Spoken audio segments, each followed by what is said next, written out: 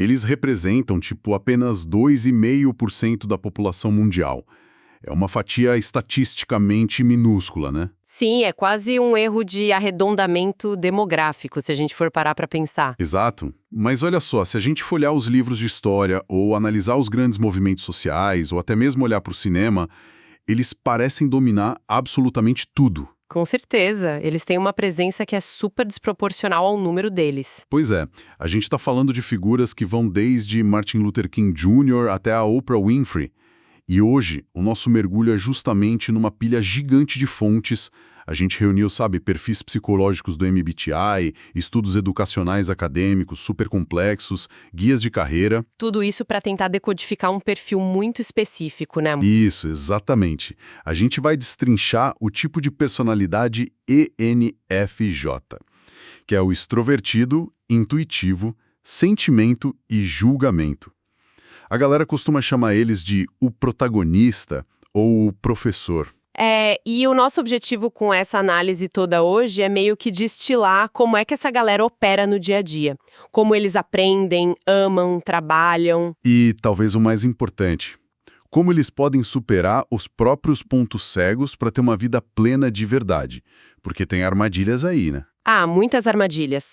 E é fascinante começar por esse paradoxo dos números que você mencionou. Como que uma minoria tão pequena consegue ser tão, ruidosa e influente no mundo? É uma ótima pergunta. E a gente tem aquela mania, né? Quando a gente tenta mapear a mente humana, a gente busca uma precisão quase médica. Tipo engenharia mesmo. Sim, aquela coisa do raio-x. A pessoa quebra o braço, o raio-x mostra ali a linha do osso quebrado e o diagnóstico é binário, ou tá quebrado ou não tá. É linko. A gente adora colocar as coisas em caixinhas visíveis. Mas quando o assunto é tipologia de Myers-Briggs e neurodesenvolvimento, essa máquina de raio-x simplesmente para de funcionar. É a própria definição de águas turvas. E é por isso que, a gente precisa estabelecer a nossa lente aqui logo de cara. Com certeza. Qual é a regra do jogo hoje? A regra é que o objetivo de desconstruir o perfil ENFJ não é colocar ninguém numa caixa. A literatura mais recente que a gente analisou trata esses dados puramente como uma ferramenta, sabe? Uma ferramenta de autoconhecimento. É um mapa de otimização de vida para quem se identifica com esses traços. Não é uma sentença. Exato, não tem regra fixa de comportamento. É só um norte. Então, bora começar a desempacotar esse mapa. O que exatamente faz de alguém um NFJ na prática? Porque, olha, lendo as fontes, a impressão que dá é que a gente está falando de uma habilidade que beira telepatia. Nossa, sim. Lendo os relatos, parece ficção científica às vezes. Mas a essência do NFJ é uma combinação neurocognitiva que transformam eles em líderes natos. Eles são super carismáticos, organizadores, né? Sim, e movidos por um desejo visceral de, melhorar a humanidade. Mas esse tal superpoder telepático, na verdade, tem um nome técnico. É a função cognitiva principal deles, chamada sentimento extrovertido. Ou só a FE, para facilitar. Fê, tá. E como isso funciona na prática para quem está escutando a gente conseguir visualizar? Implacável de ler emoções. Eles captam as necessidades não ditas, as motivações escondidas. Um NFJ entra numa sala e, em questão de 3 segundos, o cérebro dele já fez o download completo do clima emocional do lugar. Caramba, um download emocional.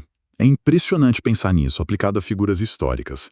E aqui, só para deixar bem claro para quem acompanha a nossa investigação foca puramente na comunicação, tá? Sem tomar nenhum partido ou viés político, a gente está olhando só para a mecânica da coisa. Sim, com certeza. A gente está analisando a estrutura do discurso. Exato. E aí a gente tem exemplos perfeitos, como Barack Obama ou o Martin Luther King Jr. Aquele discurso famoso, I Have a Dream, é muito apontado por linguistas como a personificação de um ENFJ em ação. Nossa, sim, é um caso de estudo clássico. A consciência coletiva, sabe? Ele ecoava a dor e a esperança que a multidão já estava sentindo, mas não sabia articular. E se a gente conecta isso com o panorama geral da personalidade, a gente vê que a empatia deles não é passiva, é uma ferramenta tática de mobilização massiva. E a cultura pop ilustra isso super bem também. Ah, os exemplos da ficção são os melhores. A gente tem o Mufasa, de O Rei Leão, né? Exatamente. Ele guia o reino entendendo que todo mundo está conectado, da formiga ao antílope. Tem a Mulher Maravilha também, que é o sacrifício em nome da humanidade. E esse é o meu favorito, tem o Morpheus, em Matrix. Morpheus é um exemplo fascinante. Porque pensa bem, o papel dele não é ser o herói que dá os socos mais fortes, né? Ele é um mentor visionário. Sim, o cara que guia o herói. E ele passa o filme inteiro usando analogias para despertar um potencial que o próprio Neo ainda não consegue enxergar. Essa é a marca registrada de um NFJ. Eles olham para uma pessoa e enxergam a melhor versão possível dela antes mesmo dessa versão existir na realidade. Eles lidam com potencial, não só com o presente. Mas olha, ouvindo você falar sobre essa capacidade de captar o clima da sala, me ocorreu uma distinção aqui. Manda. No dia a dia, é super comum a gente dizer que pessoas empáticas são tipo termômetros emocionais, né? Elas medem a temperatura da sala. Mas prestando atenção nessa coisa tática que você falou, eles não são termômetros, certo? Como assim? Eles são termostatos. Porque o termômetro só mede e fica lá quietinho. O termostato não. Ele mede a temperatura e ativamente muda o clima do ambiente para chegar onde ele quer. Uau! Que distinção brilhante. É exatamente isso. O termômetro é passivo, o termostato é ativo. Como a função de sentimento deles é extrovertida, o cérebro cria meio que uma urgência biológica de externalizar essa harmonia. Eles não conseguem ficar parados vendo o desconforto, né? Não mesmo. Eles sentem que precisam intervir, contar uma piada, rearranjar as pessoas na mesa, tudo para elevar a energia do grupo. Fisicamente, eles não conseguem só observar e ficar calados. Mas peraí, é aí que surge uma fricção que me deixou com a cabeça explodindo quando eu estava lendo as fontes. Qual parte? Se o cérebro do ENFJ está rodando esse radar emocional de alta frequência o tempo inteiro, processando a emoção de 10 pessoas ao mesmo tempo para ajustar o tal termostato, como é que sobra espaço no disco rígido para processar dados frios? Ah, parte do aprendizado? Sim. Como uma pessoa com essa mente tão ligada no outro consegue sentar em silêncio, estudar e reter conhecimento acadêmico? É uma baita pergunta. Isso nos leva direto para a segunda função cognitiva mais importante deles, a intuição introvertida, que a gente chama de NI. NI, ok? Enquanto o radar emocional está voltado para fora, a mente interna trabalha como um motor absoluto de reconhecimento de padrões. Eles não processam o mundo decorando fatos aleatórios e isolados. Eles precisam do panorama geral, certo? Exato, eles buscam a teoria por trás da coisa, o significado oculto. Então, numa sala de aula, isso significa que um ENFJ precisa desesperadamente de uma conexão humana e pessoal com a matéria. Uma ideia matemática abstrata não cola na mente deles só por colar. Não, tem que ser relacionada a uma experiência pessoal ou a como aquela matemática vai impactar seres humanos reais no futuro. Nossa, e aqui entra aquela pesquisa acadêmica da Walden University que a gente leu, o estudo da Nicole M. Orcutt.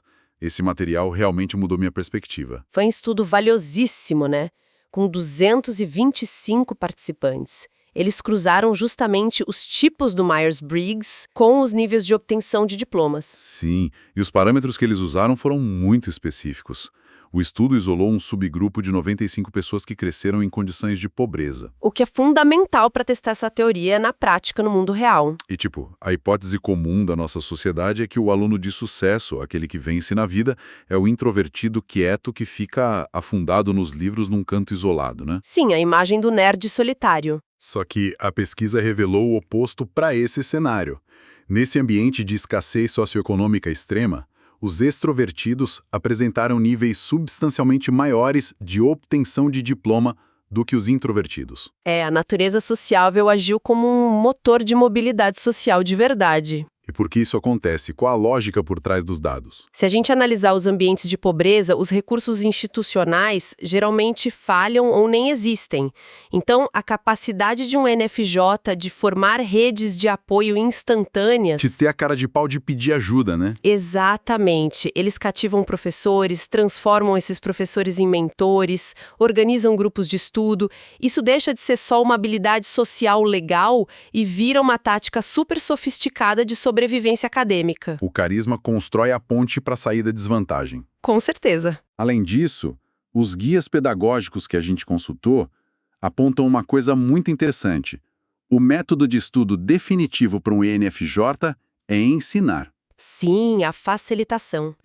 Eles absorvem muito mais quando estão verbalizando os conceitos e ajudando os colegas a aprender. O cérebro solidifica a informação quando ela é usada para ajudar alguém, faz todo sentido com o perfil deles. Então, vamos desenhar o pior cenário possível aqui. Imagina pegar um jovem NFJ e trancar ele numa cabine isolada. Aí você pede para ele decorar linhas e linhas de planilhas de dados brutos e impessoais, em silêncio absoluto, durante semanas. Nossa, pesadelo total. Seria basicamente pedir para um pássaro mergulhar e nadar no fundo do oceano, né? É o equivalente cognitivo de sufocamento para eles. Tarefas puramente solitárias, mecânicas, drenam energia de um jeito brutal. Tem a função terciária deles também, a sensação extrovertida, que precisa de estímulo no ambiente. Cortar a interação é fechar a principal rodovia do intelecto deles. Mas olha só, essa mesma rodovia gigante de empatia, que transforma eles em líderes e alunos excelentes, ela tem um pedágio altíssimo. Ah, os pontos cegos. Sim. Olhando para a psicologia clínica nas nossas fontes, fica claro que as maiores forças do NFJ são também a arquitetura exata das piores fraquezas deles. A famosa maldição do altruísmo. A gente falou sobre aquele radar emocional sempre ligado no máximo, né? Sim, o tal do termostato. Pois é, a desvantagem de captar tudo é que você absorve tudo. Eles têm uma hipersensibilidade crônica a críticas. Um comentário aleatório no trabalho pode fazer o NFJ dissecar aquilo mentalmente por dias. Eles internalizam muito as expectativas e a dor dos outros. E aí a taxa de burnout, o esgotamento mental, atinge picos bizarros nesse grupo demográfico. E, para visualizar isso bem na prática, a literatura cita a tal da paralisia de decisão. Ah, o exemplo do jantar. Esse é muito bom. Imagina que um NFJ está organizando um jantar para 10 amigos. Certo? Em questão de milissegundos, o cérebro processa que o amigo A é vegano, o amigo B está sem grana e não pode pagar caro, o amigo C acabou de terminar o namoro e não quer barulho, e o amigo D detesta o amigo B. Meu Deus, o caos. E aí o NFJ tenta resolver essa equação matemática impossível para que os 10 saiam perfeitamente felizes. Qual é o resultado? O sistema entra em curto. Eles simplesmente travam. Paralisia total. Isso acontece porque a função que eles deveriam usar nessa hora falha miseravelmente. O grande ponto cego cognitivo do NFJ, que fica lá no fundo da pilha, é o pensamento introvertido, ou TI. Explica melhor esse TI. O pensamento introvertido é a capacidade de olhar para um problema como se fosse uma engrenagem de máquina. Você tira toda a emoção da sala e busca a solução mais lógica e fria. Mas como o NFJ passa 90% do tempo priorizando o sentimento da galera, essa engrenagem lógica enferruja, né? Falta de uso. Perfeitamente colocado. Sob muito estresse, o pensamento crítico colapsa. Eles perdem a capacidade de analisar dados impessoais, começam a ser super autocríticos e até duvidam na própria inteligência. E tem outra coisa. Essa urgência de resolver o problema de todo mundo leva a uma dinâmica nos relacionamentos que a gente precisa colocar na mesa. Vamos lá. A gente tem a tendência de romantizar muito o ENJF, o parceiro perfeito, o mentor, o salvador. Mas a literatura revela que esse idealismo extremo pode ficar tóxico muito rápido e de um jeito silencioso. Sim, o tal do microgerenciamento de vidas. Isso. Como eles veem o tal do potencial nas pessoas, eles começam a gerenciar a vida dos amigos e parceiros. Empurram dieta nova, mudança de carreira, plano de vida para alguém que, nunca pediu ajuda ou não quer mudar. E adivinha? Termina em ressentimento puro dos dois lados. O parceiro sente que não é amado por quem ele é agora, mas pelo projeto de reforma que ele vai ser. E o ENJF fica magoado achando que o sacrifício dele está sendo desprezado. Peraí, eu preciso jogar real aqui e provocar um pouco. A narrativa sempre diz que o ENJF sofre porque é bom demais, altruísta demais. Mas sendo bem franco, não tem um egoísmo muito bem disfarçado de generosidade aí. Olha, egoísmo é uma palavra forte, mas... Mas pensa comigo. Se a pessoa está toda hora se metendo no problema do parceiro e assumindo as rédeas sob a desculpa de que é para o próprio bem dele, isso deixa de ser ajuda, né? Vira puro controle. É uma tentativa de moldar o parceiro à visão que o próprio ENFJ tem de mundo. Eu concordo que o resultado prático é o controle, sim. A psicologia clínica apoia 100% o seu raciocínio. O mecanismo nasce da empatia, claro. O ENFJ acha genuinamente que está salvando a pessoa, mas o resultado é um sufocamento. É um ditador emocional, no fim das contas. E a psicoterapia chama isso de autoabandono. É um mecanismo de evasão brilhante. Se o ENFJ focar toda a energia mental gigante dele para consertar os traumas do parceiro... Ele não precisa olhar no espelho. Exato. Ele evita a tarefa super dolorosa de lidar com as próprias feridas. É muito mais fácil consertar a casa do vizinho do que arrumar o próprio porão, sabe? Nossa, isso é um soco no estômago. Mas faz muito sentido. É muito difícil aceitar que as pessoas têm o direito de errar ou de simplesmente serem pessoas comuns. E reconhecer esse autoabandono é o grande divisor de águas para um INFJ. É o primeiro passo para a cura. O que nos leva direto para a resolução disso. A gente mapeou as armadilhas. Qual é o mapa prático de crescimento? Como é que o INFJ recalibra tudo isso e projeta uma vida genuinamente feliz sem parar no hospital por estresse? O primeiro pilar é sobre comunicação e conflito. Eles são líderes de torcida incríveis nos relacionamentos, mas, por causa daquela vontade de manter o termostato agradável, eles são famosos por varrer frustração para debaixo do tapete. Falam sim para tudo até a panela de pressão explodir. Isso. A maior oportunidade de maturidade é aprender a iniciar os conflitos cedo. É criar ativamente espaços para expressar opiniões impopulares sem entrar em parafuso achando que o parceiro vai odiar eles por isso. Sabe que tem um conceito nos manuais de sobrevivência que ilustra isso de um jeito perfeito. Qual? A regra do avião. Todo mundo que já viajou de avião conhece. Se a cabine despressurizar, as máscaras de oxigênio caem. Qual é a regra de ouro? Coloque a sua máscara primeiro, antes de tentar ajudar a criança ou quem está do lado. Perfeito, o NFJ precisa tatuar essa regra na testa. Eles precisam colocar limites severos. Entender que dizer não para os outros é dizer sim para a própria saúde mental. E talvez o mais difícil, aceitar com elegância quando os amigos decidem ignorar um conselho genial deles. Sim, a aceitação radical de que o outro tem o direito de não querer ser salvo. Isso tira um piano das costas deles. E essa mesma lógica vai para a carreira. Como assim? Para o bem-estar diário, um ENFJ precisa de um ambiente focado em colaboração e com uma missão de impacto real. Botar um ENFJ num cubículo corporativo só para gerar lucro no fim do trimestre é matar a pessoa por dentro. Eles precisam de áreas como educação, aconselhamento, RH, ativismo. A missão humanitária é a gasolina deles. Exato. E a biologia extrovertida exige esse movimento. Práticas como yoga em grupo ou clubes de corrida são ótimas, mas as fontes trazem um alerta vital que é super contraintuitivo para eles. É a questão de ficar sozinho, né? Sim, eles precisam de uma prática rigorosa de solidão deliberada. O ENFJ tem que bloquear a agenda para ficar sozinho.